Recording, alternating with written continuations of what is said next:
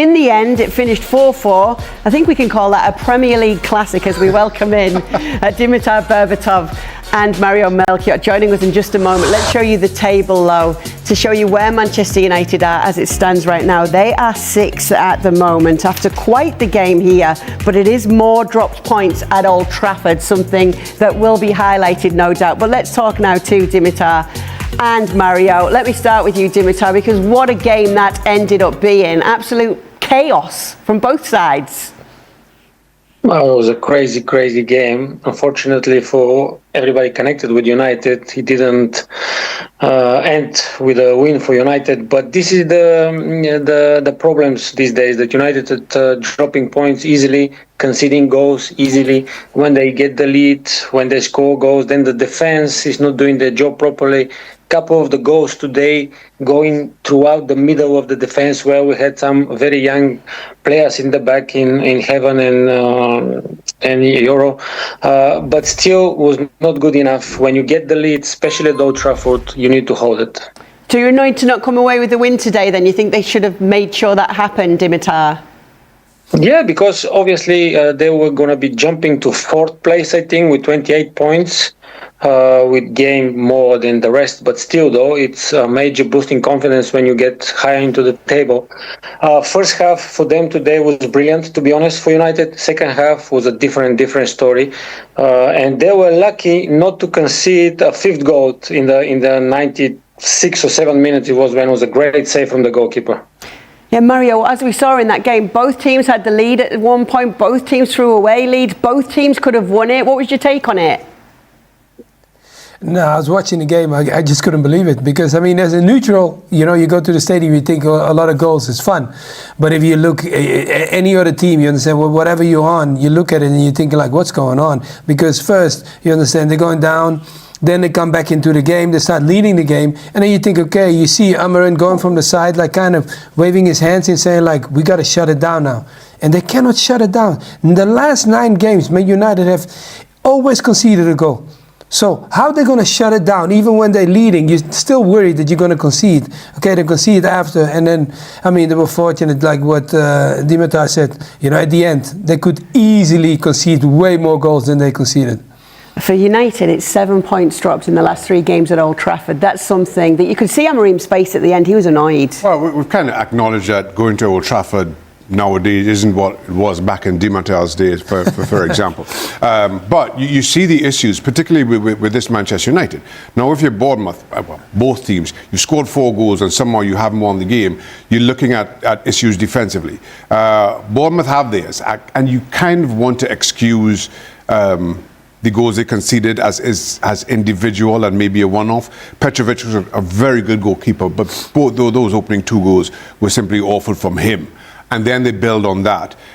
For Manchester United, though, defensively, in the build-up to the first goal, as Bournemouth leave 3 on Manchester United's back 3, they give the ball away left, Manchester United's left, and Bournemouth break. And Mason Mount is screaming for cover to come over, which is borderline hilarious when you kind of see it, but it highlighted the issue for Manchester United defensively.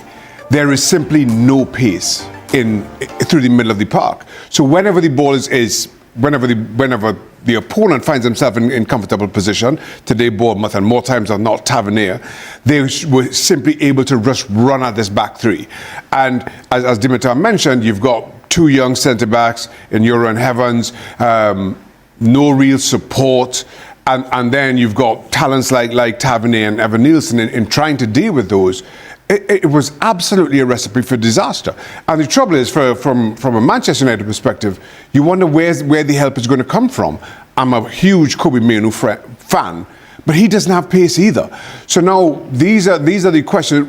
So again, my point being, for Bournemouth, you could look at individual errors, the goalkeeper.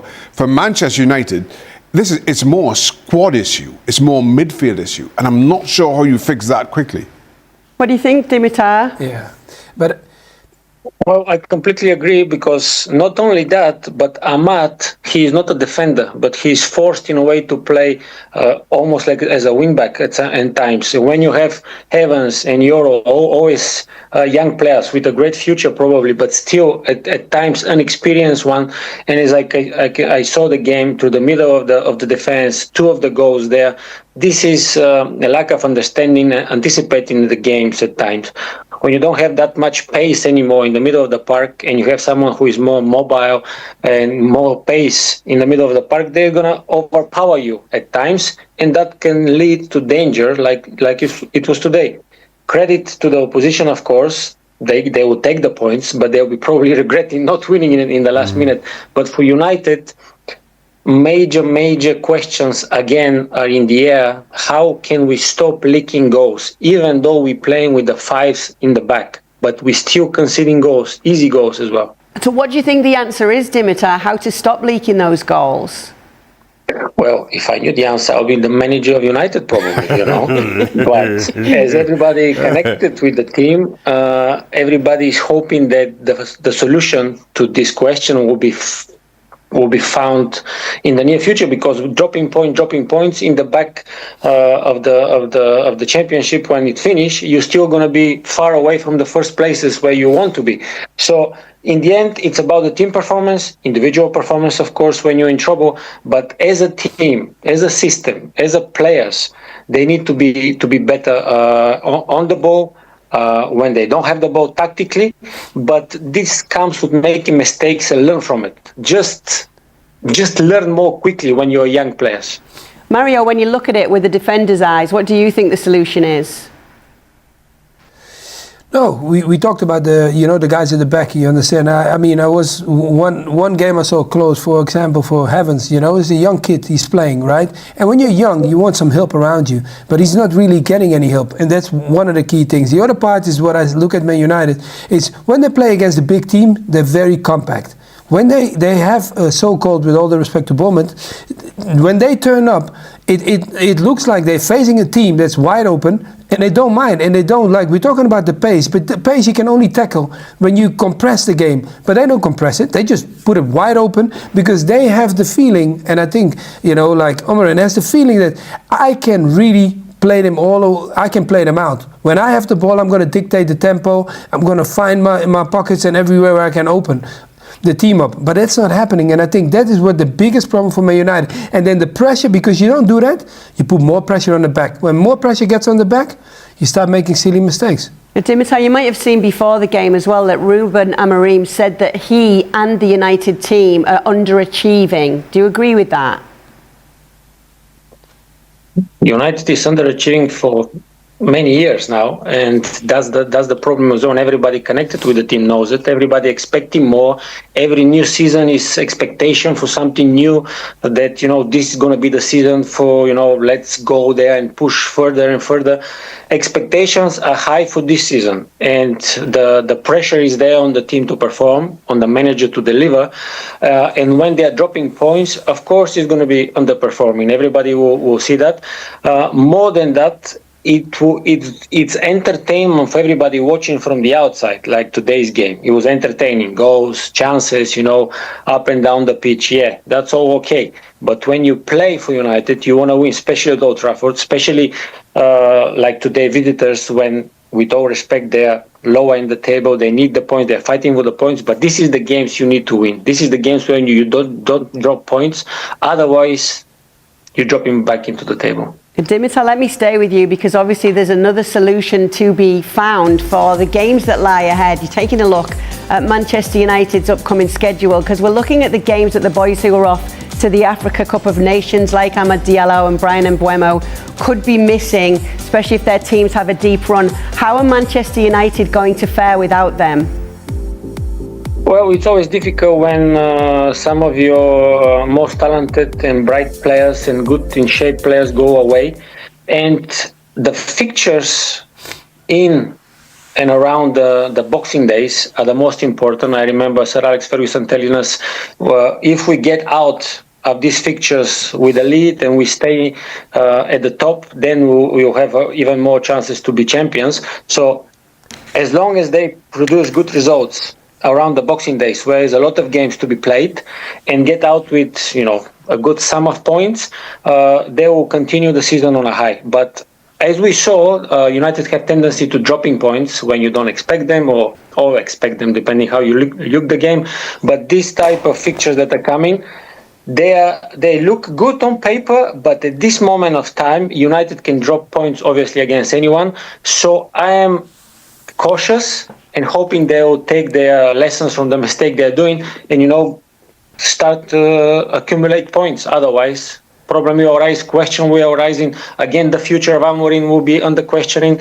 When you're United, you're always under the spotlight. Yeah, it's always a rough run, isn't it? Those Christmas and Boxing Day fixtures, Shaka. I'm looking at those fixtures, and just after Christmas, so Manchester United play out at home to Newcastle on Boxing Day, but then you've got Wolves, Leeds, Burnley, and Brighton in a 12-day span. Now, to Di Matteo's point, and maybe things fall nicely. Now, you should be beating Wolves, you should be beating Leeds, you should be beating Burnley. I say should, kind of recognising where we are and who we're talking about. The other games, though, are far more difficult.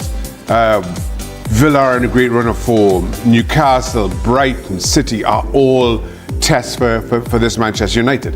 So how you, to Di Matteo's point, how you come out of those, especially those 4 games in that 12 days, is a huge test in a squad that's already tested, losing players to the Africa Cup of Nations. Casemiro now suspended because of yellow cards. I spoke about how I don't feel Manchester United have the kind of depth to make up for their deficiencies, particularly in midfield.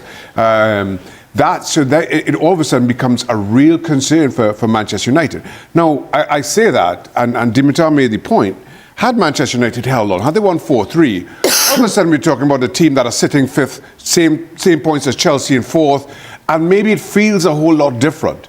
And I think that is because I think the top 3 will particularly top 2 will run away with things, and then after that it gets really tight. And you put together 2 or 3 wins, and it changes the complexion of everything that's gone on before. So we could be having a very different conversation about Manchester United. Again, that 12-day spell could kind of determine what that conversation looks like for the rest of the season. What are the good things that you've seen then, Di Matteo, that suggest there could be a positive run ahead? Well, we scored 4 goals today. That's the positive. But obviously when you score 4, you need to win the game. Unfortunately, that was not the case.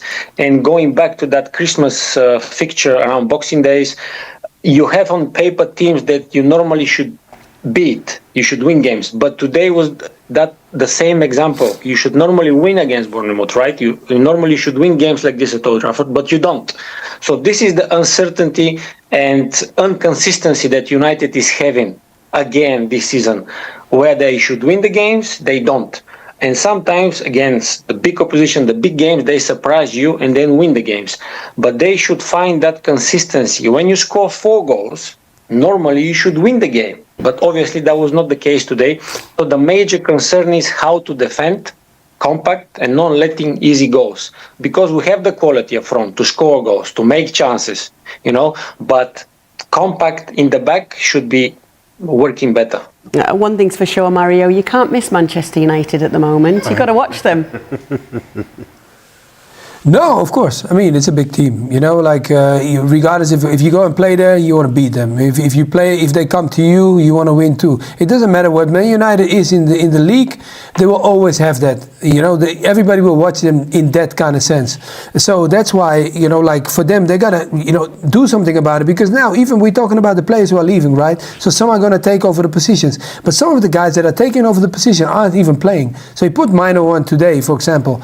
The kid is nowhere near the rhythm that he needs to be. But how can you say? You can say okay, it's a mistake of the kid, or you say it's the mistake of the coach by prepping him better, and you say when you're going to use him. But if you don't use somebody for such a long period and then you put him on, that's also like you're putting someone in you're dropping into the fire. And I think sometimes players have to be smart that can happen, but also coaches have to be smart, that have to be careful that they don't do that with too many of them, because when they go away and you do that too much, your team even.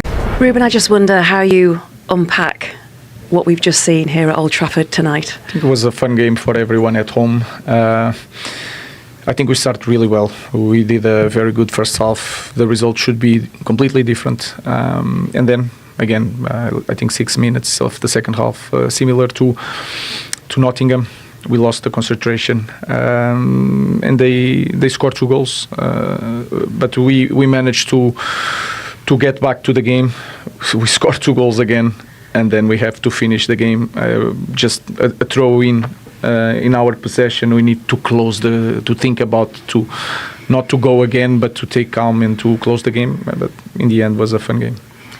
Did you think when you went 4-3 up, that was it? Because I saw you celebrate wildly as well, as much as the players. Yes, because I saw the effort of the players, I saw the effort of the fans, and in the end of the game, when you make 4-3, I have the feeling that we will continue to push to score another one. So we tried, but in the end, it was a draw. But the substitutions that you made as well, and you kept the formation fluid, but we did see that back four that so many people have spoken about. What do you take out of this tonight to go forward? The same, a lot of good things, but a lot of things to work. We are not winning games sometimes in the details. It's not about because it's a back 4, back 3, back 5. It's the details that we need to work, understand of the momentums of the game. And you need to be more clinical because again today against a very good team we create so many chances to win the game, and you should have won the 3 points. And also when you talk about the 3 points, we spoke in the build-up to this game last Friday, about whether the glass is half full or half empty, and the fact that you've dropped 7 points now in the last 3 at home, I'm guessing that's the one that annoys you the most. Yeah, of course. When you win away, you should win at home. But we need to focus on the performance today was different from the last 2 at home. So that is also a point that we take pay attention, and it's completely different. The result is the same. Is a 1 point. It's frustrating, but the performance is different. And how do you go about now finding a solution as well? Because obviously you're going to lose 2 more players to AFCON tonight after this game, and you're without 3 centre-backs as well. It's sort of problematic for you, isn't it? But that is the fun part of being a manager. You will try to find the solutions with the players that we have. So after last season, I think we are ready to cope with whatever they present in front of us. So let's move on. And we already knew we had some injuries. All the teams in England had injuries. We will try to find a way to score goals in a different way. Ruben, thank you. Thank you very much. Leandro Trossard proved to be the perfect antidote to Arsenal's attacking frustrations, following Mikel Arteta's candid remarks about Victor Gyökeres. Gyökeres may have struggled to truly impress since his summer arrival at Arsenal, but over the weekend, there was finally a glimpse of what he is capable of.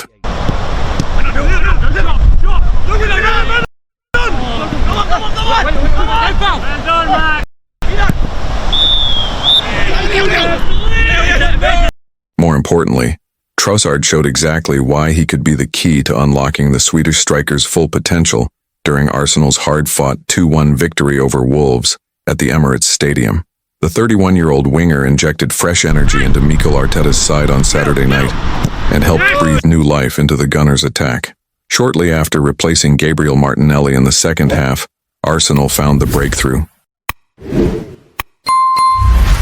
While Trossard did not directly contribute to either the opening goal or the dramatic stoppage time winner, his influence on the game was undeniable. Trossard took control of proceedings, dictating the tempo and pulling the strings down the left flank. Time and again, he dismantled Wolves' compact defensive setup, releasing Miles Lewis-Skelly into space, picking out Declan Rice on the edge of the box, and crucially, feeding Gyökeres with intelligent, well-timed passes. Operating as a creative hub, the Belgian showcased his playmaking qualities, delivering sharp, purposeful distribution. His introduction completely shifted the momentum of the match, and for the first time in weeks, Arsenal's $64 million striker briefly looked like a genuine threat. Before Trossard's arrival, Gyökeres endured a frustrating and ineffective outing in attack.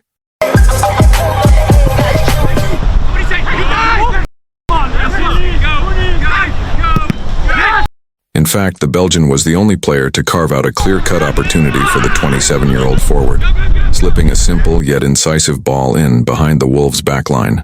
Gyökeres controlled the pass, beat his defender, and aimed for the far post. Wolves goalkeeper Sam Johnstone was beaten, but the Swedish striker saw his effort agonizingly drift just wide.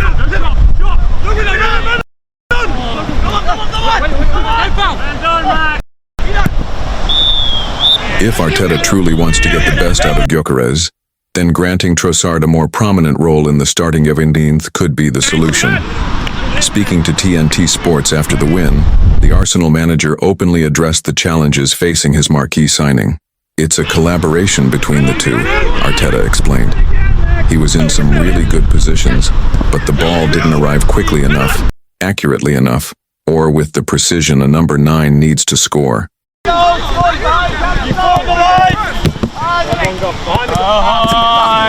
But his commitment and intention were there, and we have to keep pushing.